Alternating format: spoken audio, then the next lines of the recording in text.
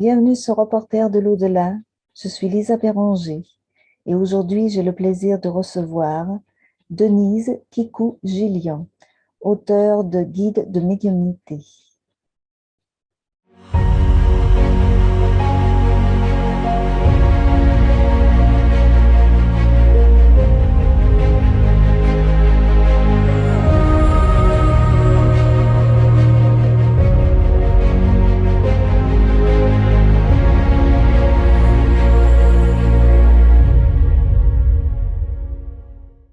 Bonjour Denise, Bonjour Lisa. je vous remercie d'avoir accepté cette interview pour Reporter de l'au-delà. Merci à vous de le proposer. Donc je vais vous présenter. Vous êtes tout d'abord médium, ce qui est une bonne chose parce que vous avez écrit ce merveilleux livre Guide de médiumnité. Donc vous savez de quoi vous parlez. Et vous êtes également médium guérisseuse, coach en créativité et formatrice. Vous êtes également réalisatrice de documentaires. Vous en faites des choses, hein. Mhm. Je suis très active, ouais. Oui. Dont NDE aux frontières de la mort.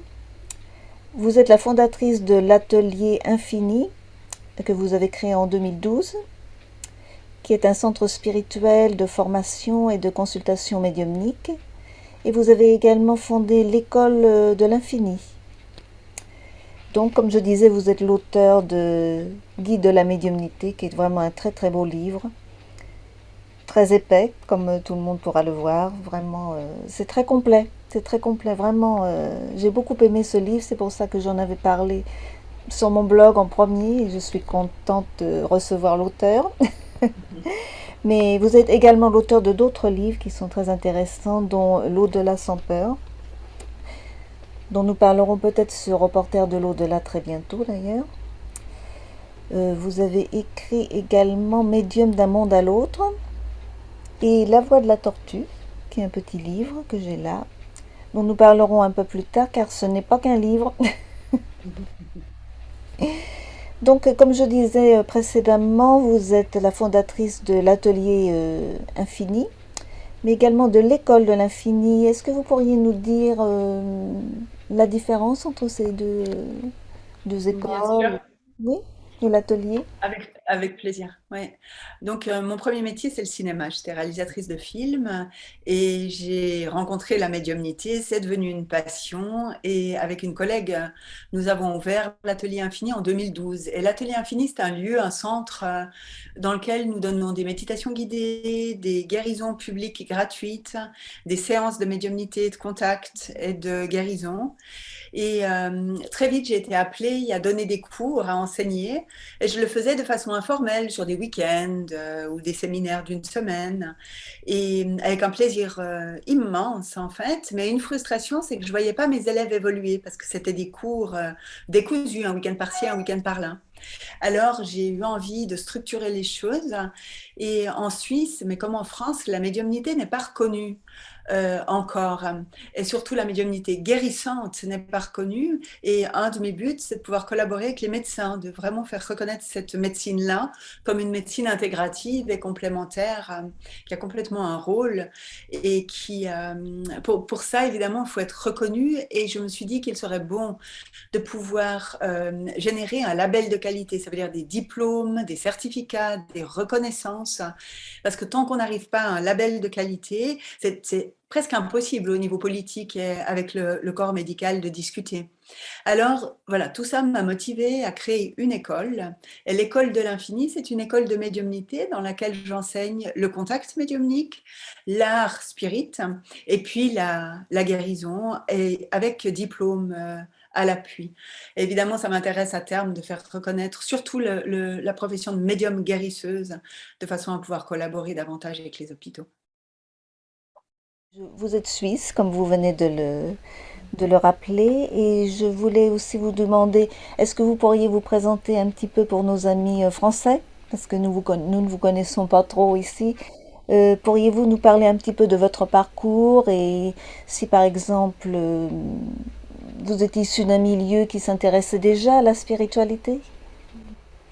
Alors, je suis née en Suisse, effectivement, de parents très engagés socialement, humainement, mais complètement déspiritualisés. Des gauchistes athées tels qu'on les fabriquait dans les années 60. Donc, non, j'ai aucune éducation spirituelle. Par contre, le sens de l'humain, oui, le sens de l'engagement, ça alors très très fort. Et vers 16 ans, j'ai entendu un appel vraiment important d'aller au Mexique, de bouger, de voyager, d'explorer. Et je suis partie en fait à l'âge de 16 ans seule avec une amie à Mexico. Et c'est là que j'ai pris le premier bain spirituel, on va dire ça comme ça, en rencontrant les chamans, les guérisseurs, les médiums sur place, comme si l'univers est bien fait, parce que quelquefois sur notre route, c'est vraiment les bonnes rencontres au bon moment. Et j'ai rencontré le cinéma, qui allait devenir mon premier métier à Mexico, mais aussi la spiritualité qui n'allait cesser de me nourrir. Et c'est finalement relativement tard, parce que dans un premier temps, j'ai fait de la réalisation de films humainement très engagés, donc plutôt euh, voilà, l'aspect social m'intéressait, l'aspect image m'intéressait aussi. J'ai toujours été une grande amoureuse des symboles, de Jung, des archétypes, de l'image. Et puis, ce n'est finalement qu'assez tard, c'est à la naissance de ma fille, donc mon deuxième enfant, que j'ai rencontré, toujours par hasard, ou toujours aussi bien guidée, l'école de médiumnité Fréquence qui a ouvert, c'est la première école de médiumnité en Suisse à ouvrir, et la presse en a parlé, et la presse en a parlé d'une façon élogieuse. Et du coup, ben, voilà, ça a fait tilt, et sans vraiment savoir ce qu'était la médiumnité, parce que je ne fréquentais pas les médiums comme cliente, je les avais un peu fréquentés au Mexique, mais bien 20 ans auparavant. Et je me suis présentée à l'école et en commençant cette formation, je me dis, mais là, je suis à la maison parce que je me suis rendu compte que les antennes que j'avais depuis toute petite, les intuitions, les prémonitions, ouais, une espèce de feeling comme ça, mais que je n'arrivais pas à décrire autrement que oui, ben, j'ai des antennes et puis tout le monde doit être ainsi. Là, je me suis aperçue que bah non, pas tout le monde était comme ça, et puis que ça s'appelait la médiumnité. Et puis à partir de là, je n'ai plus cessé de me former d'abord. Et une de mes spécialités et coup de cœur, c'est les guérisseurs philippins, où j'ai été enseignée par Alex Orbito. Je fais les 3 années de suite me former avec lui. Et c'est devenu une spécialité dans ma médiumnité, les opérations et les extractions de mémoire à la Philippine, ainsi que la transparler. Alors évidemment, je n'arrivais plus à rester que cinéaste en ayant goûté à la médiumnité. C'était de nouveau comme un appel d'âme, une guidance, une évidence, où ma collègue Catherine Vaquer et moi, on s'est vraiment sentis appelés. On a ouvert l'atelier. Alors nous n'avions pas envie de changer de métier, nous n'avions pas besoin de changer de métier. Donc on a ouvert l'atelier infini pour offrir la médiumnité dans des méditations guidées, dans des guérisons publiques gratuites.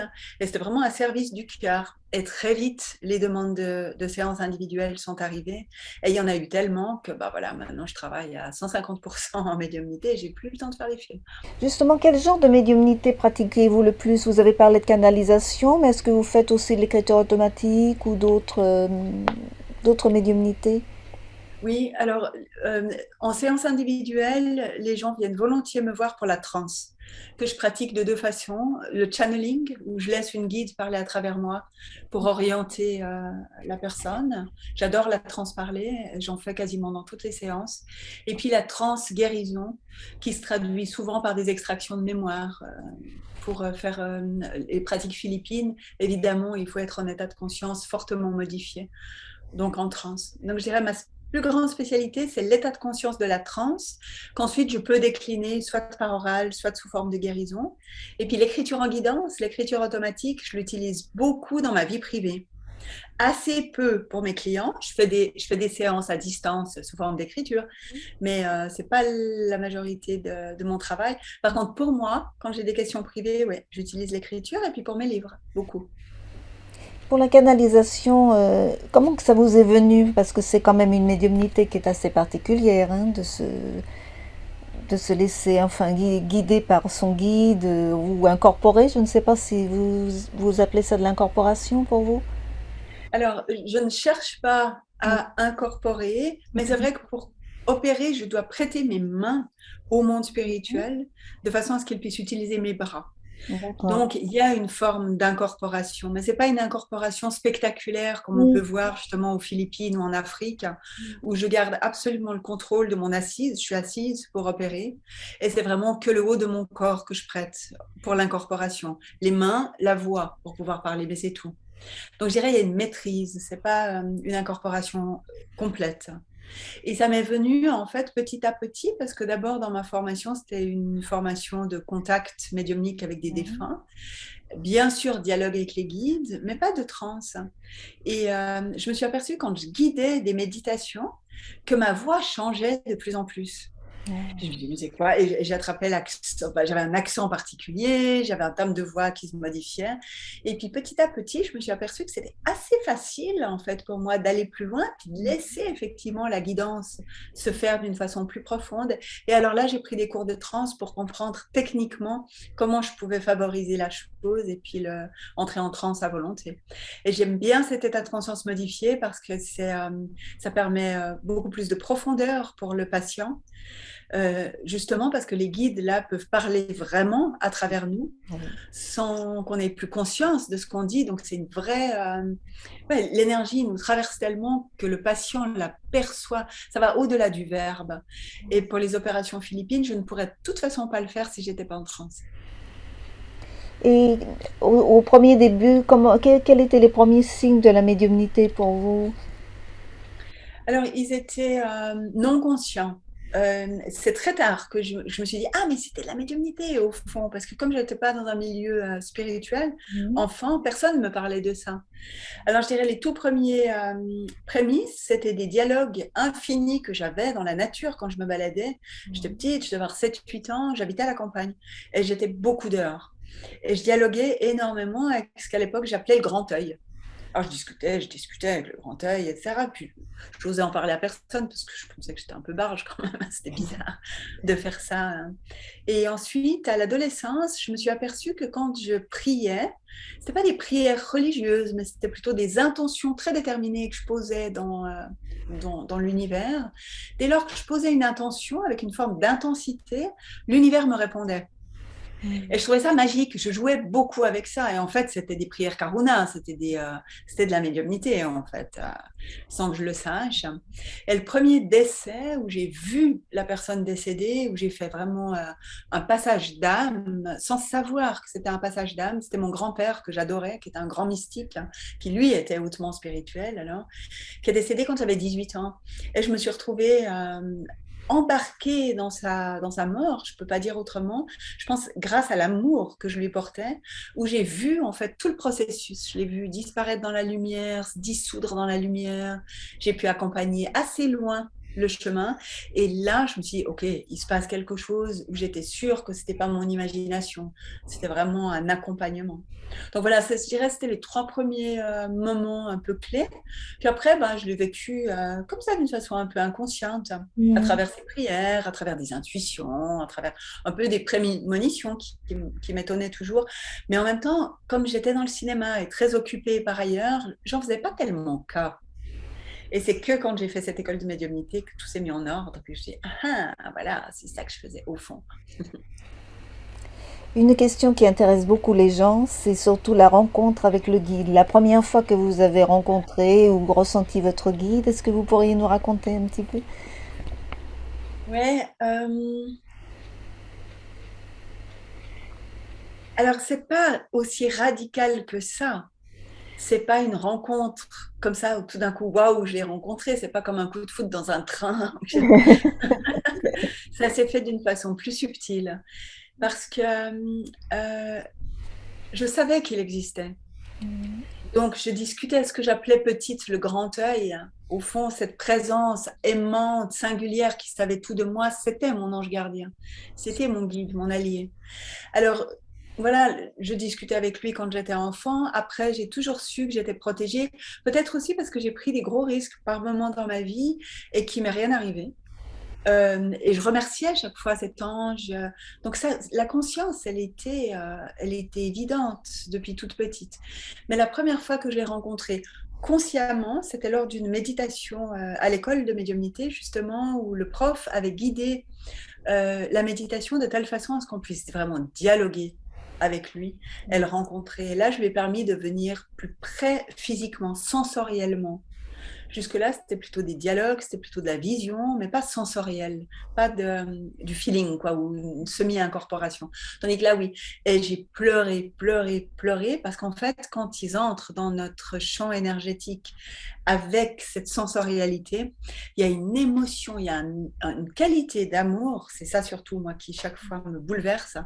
Il y a une qualité d'amour qui est tellement infini et qui ne ressemble pas à l'amour qu'on peut vivre en tant qu'humain sur Terre, que chaque fois, en fait, ça me fait pleurer hein, quand c'est l'ange gardien. Les autres guides, je travaille avec eux, donc c'est moins émotionnel. Mhm. Mais ouais, l'ange gardien, c'est toujours c'est des bains d'amour. Donc Ah oui, voilà. c'est Et la vrai. première fois, bah, j'ai pleuré à chaudes larmes. Hmm.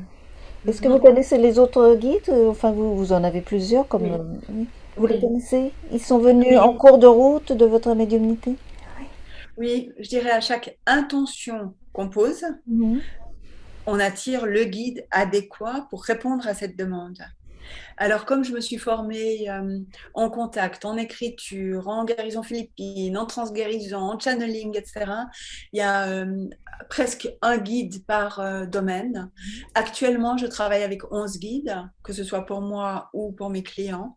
Et dans les 11, il y en a deux qui ont des énergies plutôt animales. Alors, c'est peut-être là aussi que je rejoins un petit peu les chamans, à savoir que j'ai la sensation qu'il y a vraiment des entités de l'autre côté qui sont de taux vibratoires différents.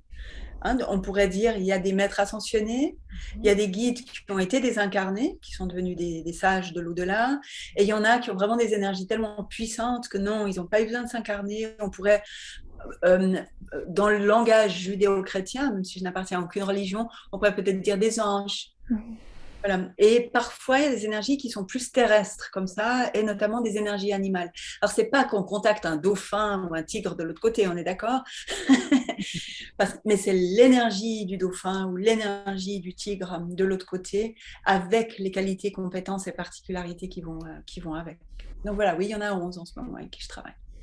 Et quand ce sont des entités justement avec ces énergies animales, c'est plus dans quel domaine que vous pouvez utiliser leur énergie?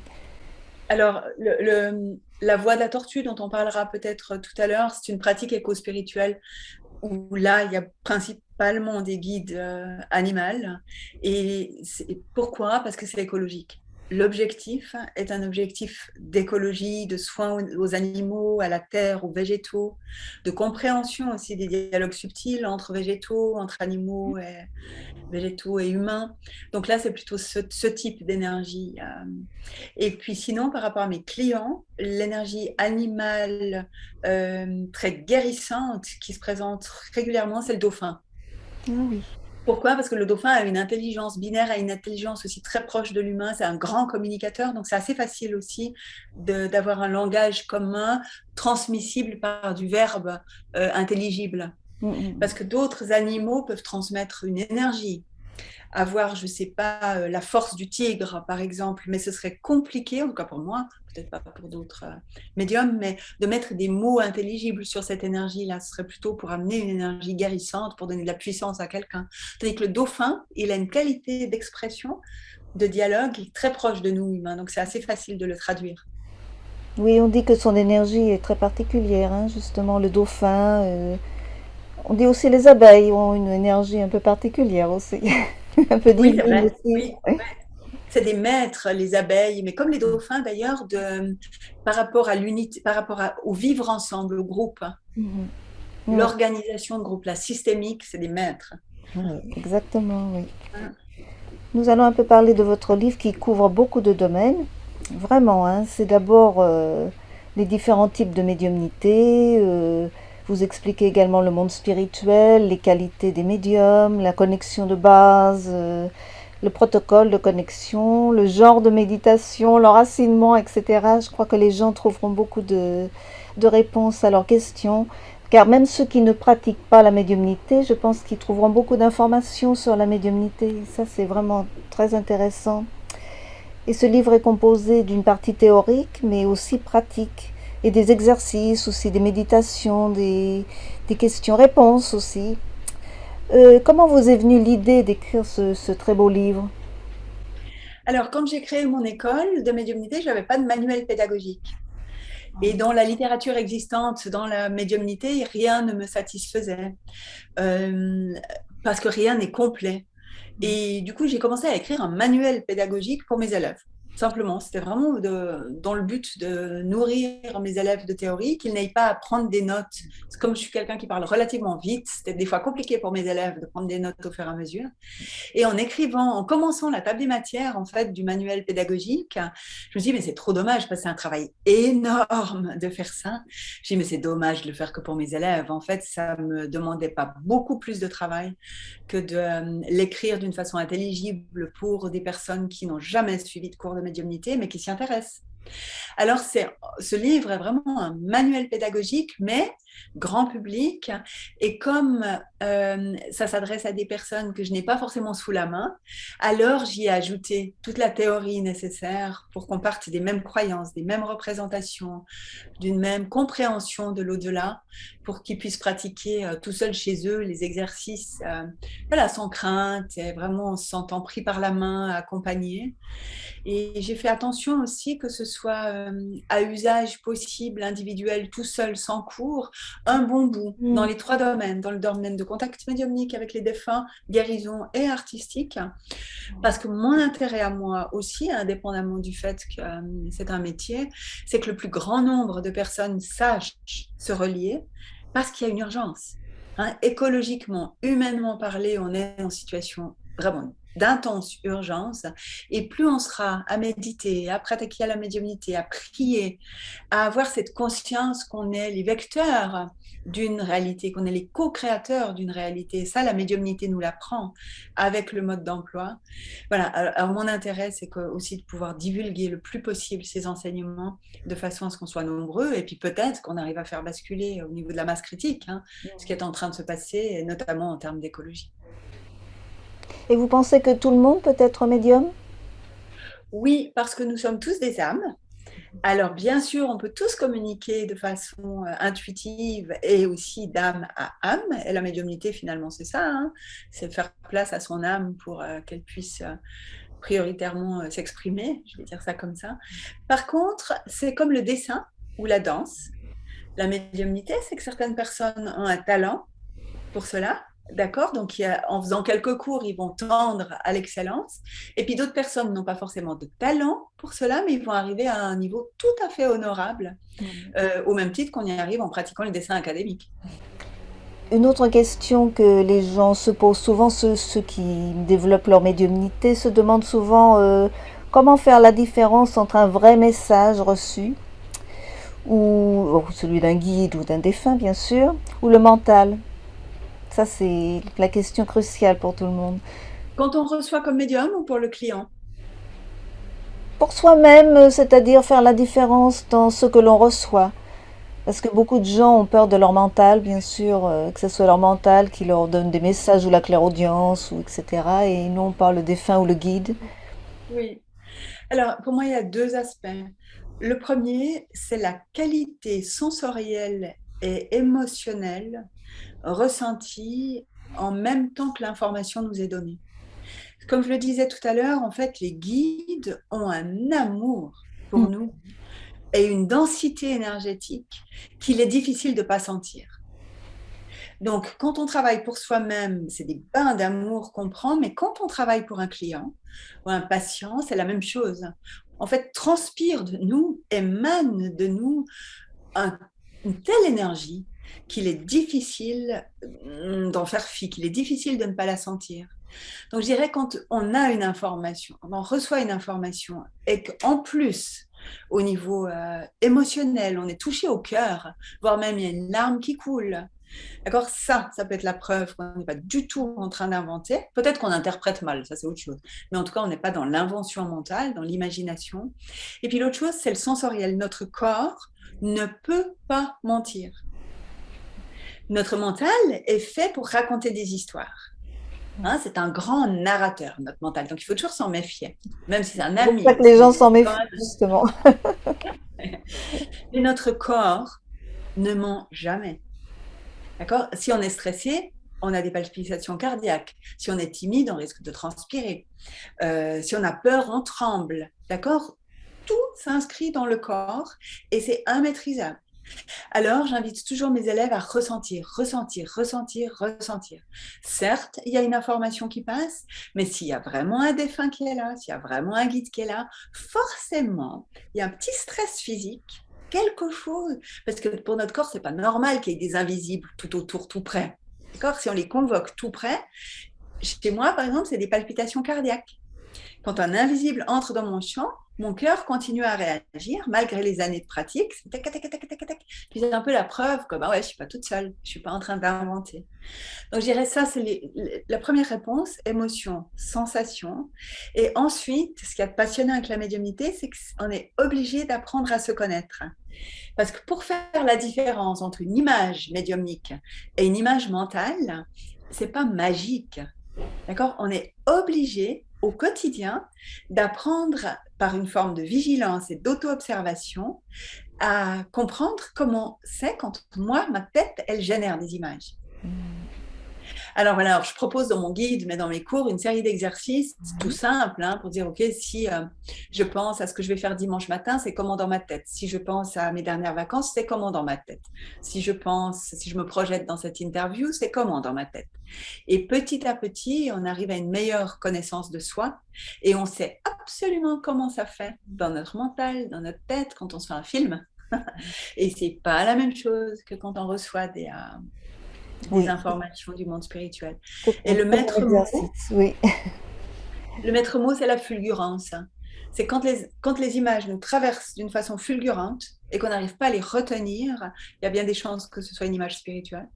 Et les idées, c'est la même chose. Ces idées qui nous traversent, puis on se dit « Ah, zut, j'ai oublié !» D'accord? Il y a une fulgurance dans le clair-savoir et la clairvoyance qu'on n'a pas quand on réfléchit. Si je me mets à réfléchir à un sujet, je ne perds pas mes idées en cours de route. J'approfondis une pensée, je ne me perds pas. D'accord? Alors quand ça m'est donné, ça me traverse, puis je cours derrière. Il faut que je l'attrape. Voilà, donc ça, c'est un petit truc qui fait la différence. Dans votre livre, vous parlez également des codes oui-non avec nos guides. Dans les signes, quels sont les signes couramment donnés par les guides? Un son, une sensation? Qu'est-ce qui est le plus courant pour que les gens sachent un petit peu s'ils font partie de ça ou pas? Alors, spontanément, dans la vie, même des gens qui ne sont pas formés à la médiumnité disent oh, « ça me fait des frissons ». C'est juste, ça me fait des frissons. On entend ça tellement souvent. Donc, je dirais le plus courant, c'est les frissons. Et lorsque ça frissonne, c'est juste, c'est oui, ça veut dire oui. Ça, c'est le plus classique. Après, il peut y avoir des différences de température, tout d'un coup un courant d'air froid dans les jambes, ou on a froid alors qu'il fait 40 degrés. Ça peut être un chatouillis sur la joue, ça peut être une petite pression dans le dos. Moi, j'aime bien que mes guides viennent très proches dans mon chakra du cœur, dans mon dos. Alors, je sens une petite pression, en même temps que les palpitations dont je parlais tout à l'heure. Voilà, ça, c'est le plus courant. C'est le petit frisson alors le plus courant. Ouais, ouais. Et c'est très beau parce que c'est la vraie preuve qu'ils nous répondent, parce qu'on ne peut pas se générer tout seul un frisson. Si là maintenant, nous deux, on se concentre pour frissonner, on ne va pas y arriver. C'est sûr, oui. Que ressentez-vous lors des canalisations? Est-ce que vous Ça avez une dépend. sensation particulière? Ça dépend. Quand je fais du channeling, de la transparler, en fait, je descends à l'intérieur de moi pour faire place à la guide qui va parler à travers moi. Alors la sensation que j'ai, c'est que je descends, je descends, je descends, je descends dans mes propres profondeurs, un peu comme si je m'endormais. Mais en réalité, je ne m'endors pas, sinon je tomberais de ma chaise. Donc c'est vraiment comme descendre dans une forme d'obscurité très relaxante, très bienfaitrice pour faire place. Et ensuite, quand la guide me saisit, ce que je sens encore, c'est comme une dernière sensation qui m'est offerte, c'est que mon corps se redresse. Il y a la respiration qui s'ouvre, le corps qui se redresse pour lui donner du poumon, en fait, je pense, pour qu'elle puisse s'exprimer à travers moi. Je n'ai pas la mémoire de ce qu'elle dit. Quand je sors de transe, en fait, je suis souvent un peu essoufflée parce qu'elle parle vite et c'est pas si facile pour le guide de se saisir de nos poumons et de nos cordes vocales. Alors j'ai un petit essoufflement et un petit étourdissement. parce que des fois, elle parle beaucoup puis elle oublie de respirer. Et c'est des channeling qui peuvent durer 20 minutes, 30 minutes. D'accord? Donc, en fait, j'ai pas la sensation pendant que je le fais, mais quand je ressors, je vois un peu tout tourner, il faut un petit moment pour atterrir. Voilà, et je me souviens pas de ce qui a été dit.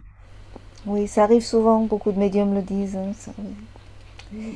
On va parler un petit peu de la voix de la tortue, justement. Comme je le disais au début, vous avez fait ce petit livre que j'ai montré tout à l'heure, La voix de la tortue. Mais ce n'est pas seulement un livre, mais également une méditation que vous faites chaque mois, je crois, hein. Alors, c'est une jolie histoire, la voix de la tortue. En fait, j'ai donné des séminaires de médiumnité sur des bateaux en mer Rouge où on nageait avec les dauphins. Et ma conscience écologique, lors du premier séminaire, m'a fait passer un contrat avec mes guides, où je leur ai dit, OK, c'est pas très bien ce que je fais au niveau pollution. Par contre, j'ai besoin d'aller voir les dauphins parce que je sais que les dauphins vont guérir mes patients beaucoup plus vite que n'importe quel humain. Donc, je vais monter ce séminaire. Mais en échange, je vous promets que si les animaux me demandent de faire quelque chose pour eux, je m'engage à le faire. Et lors d'une communication animale sur le bateau, on était 18 en tout, on plonge, et j'avais demandé à mes élèves d'aller récolter justement auprès des dauphins, des tortues, des coraux, des petits poissons, des messages écologiques. Et c'était fou parce que les 18, on est remonté sur le bateau, on avait à peu près le même message. D'une pratique collective où on a de l'influence, qui était une forme de visualisation positive de régénération de la Terre, à pratiquer tous ensemble aux mêmes heures. Alors, c'était le début d'un mode d'emploi, mais moi, ça ne me suffisait pas. Puis le lendemain matin, on a déplacé le bateau et je me lève toujours vers 5 heures du matin. Moi, j'étais toute seule à 5 heures du matin en train de nager dans la mer Rouge et je portais cette question. Je me disais, oui, d'accord, mais ça ne suffit pas. Comment je vais faire ça? Et je croise sous l'eau. Donc, il faut imaginer, moi, masque, tuba, sous l'eau, 5 heures du matin. Je croise sous l'eau, c'est un peu dessin animé, une énorme tortue de mer qui vraiment vient en face de moi et qui me dit, connais-tu la loi des 4 S? Je dis, non, je ne connais pas. Elle me dit, souviens-toi, parce que c'est ça que tu devras enseigner aux gens avec les pratiques écologiques. Et elle m'a dit sous l'eau, je ne sais pas, 30 secondes, ça a été super vite, elle m'a dit, souviens-toi toujours. Le premier S auquel les humains doivent absolument s'associer, c'est le silence. Il faut faire silence en soi. Pourquoi? Parce que il faut inviter le deuxième S, la sensation. Faire silence pour sentir, entrer dans le monde des sensations. Et seulement avec silence et sensation, vous pouvez devenir sage. La sagesse peut se montrer, troisième S. Et si vous êtes silencieux, dans la sensation et dans une forme de sagesse spirituelle, vous ne pouvez que vous mettre au service, quatrième S. Et elle m'a montré en fait un double 8 avec une porte de lumière au centre. Et le double 8, ben, c'est les 4 S qui se font face. Hein. Et ce point lumière au centre du double 8, c'est la porte d'entrée pour aller nourrir un égrégore de nos visions positives, ce que les dauphins nous avaient enseigné la veille avec mon groupe. Et la voix de la tortue, les 4 S, plus les messages récoltés par mes élèves, c'est devenu une pratique éco-spirituelle que j'ai nommée la voix de la tortue, en hommage à cette tortue, qui est en fait une pratique très simple qui se joue effectivement un peu comme une méditation, mais c'est encore plus simple qu'une méditation, parce qu'en fait, il s'agit de pratiquer 16 respirations pour aller dans le fameux silence, sensation, sagesse, service. Ensuite, on plonge dans le point lumière pour aller de l'autre côté dans un univers de perfection, nourrir la terre et les animaux, les êtres, les végétaux, les mers de notre amour. Alors c'est extrêmement facile et tellement joli à faire. J'ai même des enfants de 6-7 ans qui le pratiquent dans les écoles.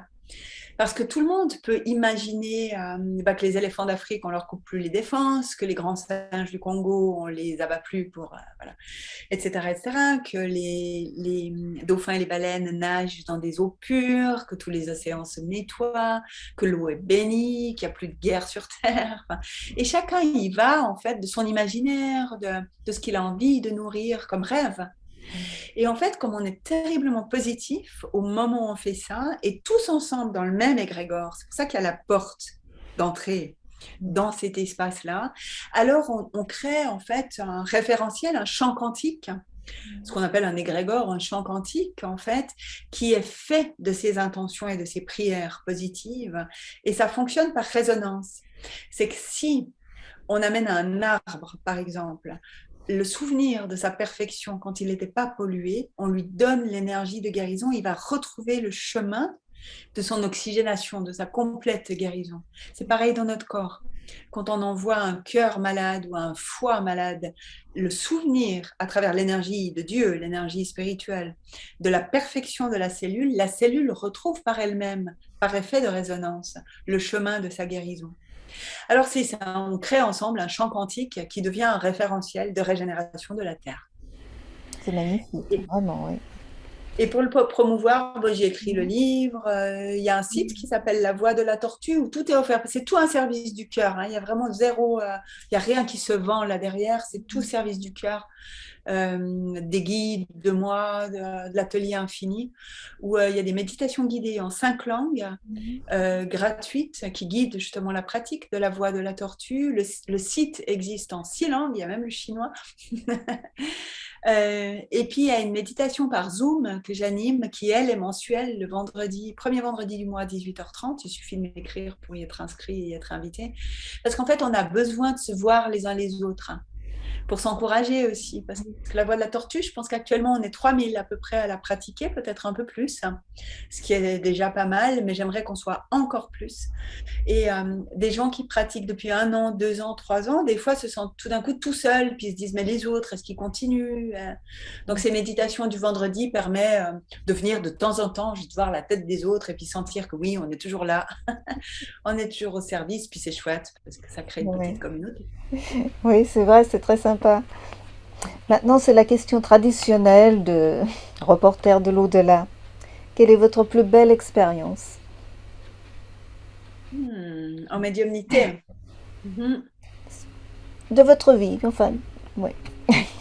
Ah, de ma vie, oui, alors c'est peut-être pas la Oui. même chose qu'en médiumnité. Alors, c'est la naissance de mes enfants, mais ça a à voir avec la médiumnité. C'est le premier regard, en fait, juste après l'accouchement, le tout premier regard échangé avec l'enfant. J'ai 2 enfants, hein, donc j'ai vécu 2 fois. De plonger dans les yeux d'un être qui est encore complètement pur, qui débarque sur Terre, alors qu'avant ça, quand il est en nous, on peut dialoguer avec l'âme de Mhm. l'enfant. Mais là, c'est la première fois, on dit les yeux sont les portes de l'âme. Donc là, j'ai eu la sensation que je faisais le lien entre l'amour incarné, que je ressentais déjà très fort au moment de l'accouchement. Cet amour maternel était déjà en moi, que parfois pour d'autres femmes, ça se construit après, mais pour moi, c'était déjà là. Et l'amour inconditionnel d'âme à âme, où j'ai vraiment plongé dans les yeux de mes enfants en me disant waouh, bienvenue les maîtres, parce que j'avais l'impression que c'était eux, mes enseignants, qu'il y avait comme une inversion des rôles, que je permettais à des maîtres en fait de s'incarner. Alors je ne le dis pas du tout dans un sens prétentieux, hein, je ne sais pas, après mes enfants ont la vie qu'ils ont, et ouais, c'était vraiment une notion de service, quoi, d'incarnation, en plus de la maternité bien sûr, mais il y avait vraiment cette notion de transmission, de permettre à des êtres de s'incarner, et puis des responsabilités énormes, un peu écrasantes même. Et voilà, je pense que c'était ça une des plus belles expériences, ou les plus belles expériences. Peut-être on peut dire aussi, est-ce que vous pouvez nous raconter la plus belle expérience en médiumnité aussi, peut-être? Alors, c'est très difficile de vous parler de la meilleure expérience en médiumnité parce qu'il y en a beaucoup. Mais oui, je peux vous raconter une expérience qui a bouleversé ma vie, qui a fait basculer ma vie. Alors, je ne sais pas si c'est la plus belle, mais c'est certainement la plus importante. Je suis allée me former aux Philippines avec Alex Orbito en 2010 pour la première fois.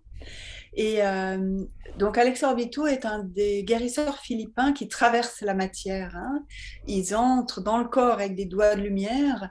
Et les Philippins ont cette propriété, c'est qu'ils matérialisent réellement. Donc, quand Alex opérait, il y a du sang qui coule, il extrait du corps quelque chose qui est visible, qui est palpable, qui peut ressembler à du foie de poulet, ou je l'ai vu extraire du plastique d'un corps. Enfin, donc, il y a une matérialisation qui rend bouleversant l'expérience expérience.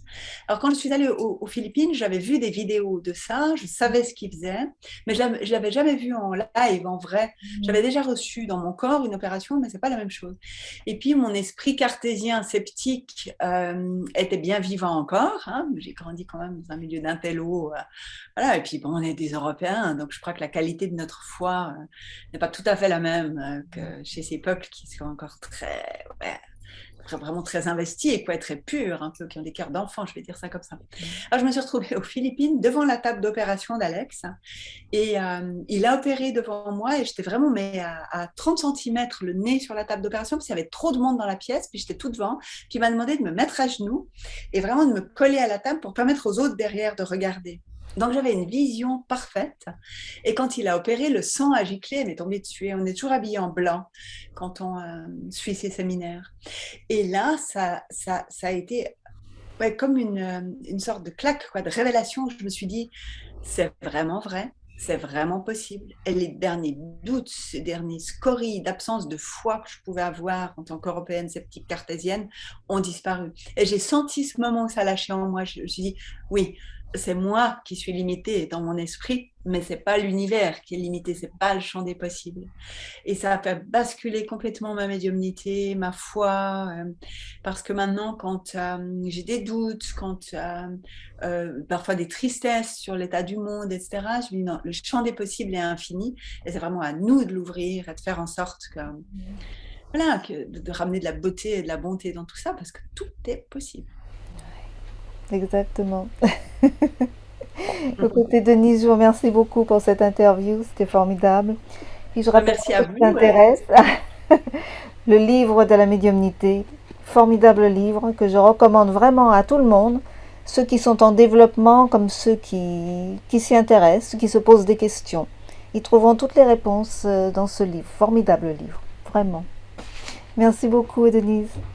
Mais merci à vous, Lisa, et à bientôt.